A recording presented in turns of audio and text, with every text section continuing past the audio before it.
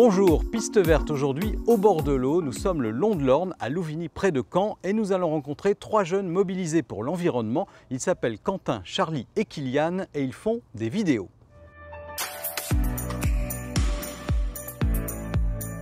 Du coup je suis tourné comme ça et ensuite je bascule sur Charlie, tu vois. Bonjour messieurs.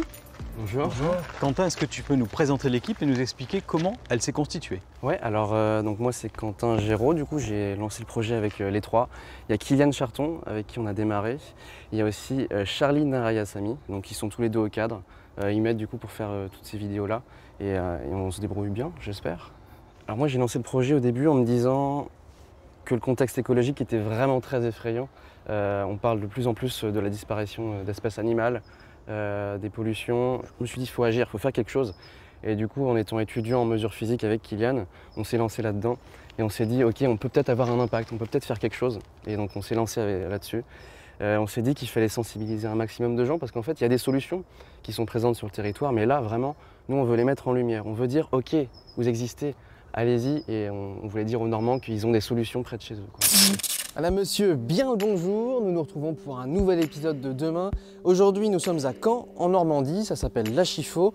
Il y a un intérêt qui est à la fois écologique et social, c'est très intéressant. Allons voir, c'est parti.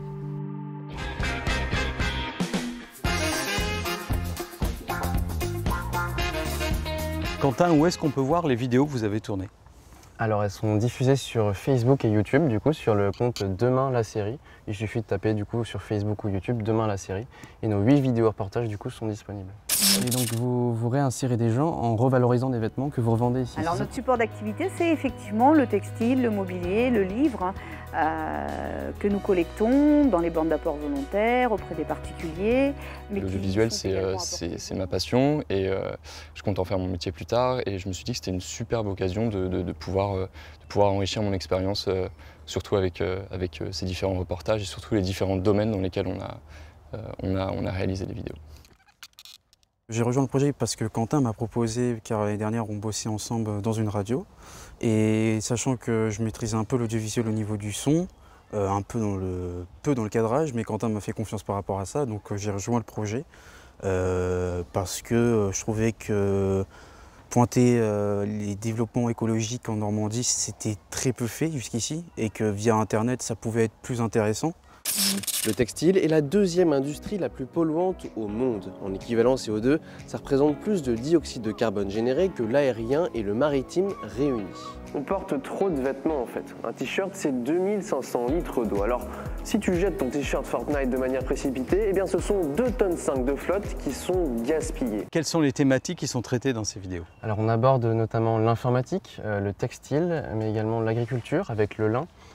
Énormément d'initiatives qui sont faites normandes et nous on voulait absolument les mettre en valeur. Donc il y en a 8 qui sont principalement situées autour de Caen.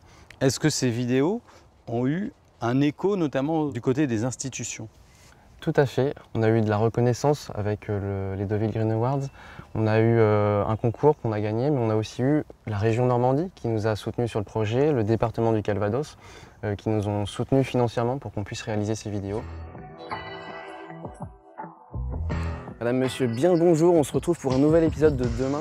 Aujourd'hui nous sommes à Caen. Est-ce que vous pensez qu'aujourd'hui la société fait tout ce qu'il faut pour éviter la catastrophe climatique et environnementale? Clairement non, et puis on le voit encore aujourd'hui avec des reports de dates au niveau de l'évolution de la réglementation, et ça c'est vraiment un souci.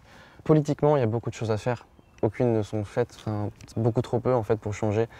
Les mesures qui sont prises ne sont pas du tout à la hauteur des soucis qu'on a actuellement. De plus en plus, la température augmente. Chaque année, c'est de pire en pire et on fait rien. Et c'est vraiment très inquiétant. Est-ce que la production de lin, elle est difficile pour les agriculteurs, les liniculteurs justement? Alors oui, elle est difficile. Il faut déjà que l'agriculteur, bien sûr, connaisse bien cette plante pour bien la cultiver. Je pense qu'aujourd'hui, il y a beaucoup d'idées qui se transmettent via le numérique, via les réseaux sociaux, via des réalisations de vidéos. En fait, ça marque beaucoup plus rapidement et facilement les gens. C'est faire passer des messages, mais sans alarmer les gens, car il ne faut pas non plus les inquiéter, mais en même temps, il faut quand même les alarmer un minimum pour leur dire bah, y a ça qui se passe et on ne vous demande pas de par exemple payer telle somme ou faire tel sacrifice, mais juste un petit geste en plus pour qu'à l'avenir, ça change. En tout cas, ça fait pas de mal de montrer des solutions qui existent sur le territoire, de montrer des gens qui essaient de se bouger pour changer les choses. Il faut agir dès maintenant, en France et même au-delà, car il ne faut pas l'oublier. Demain se joue dès maintenant, alors agissons.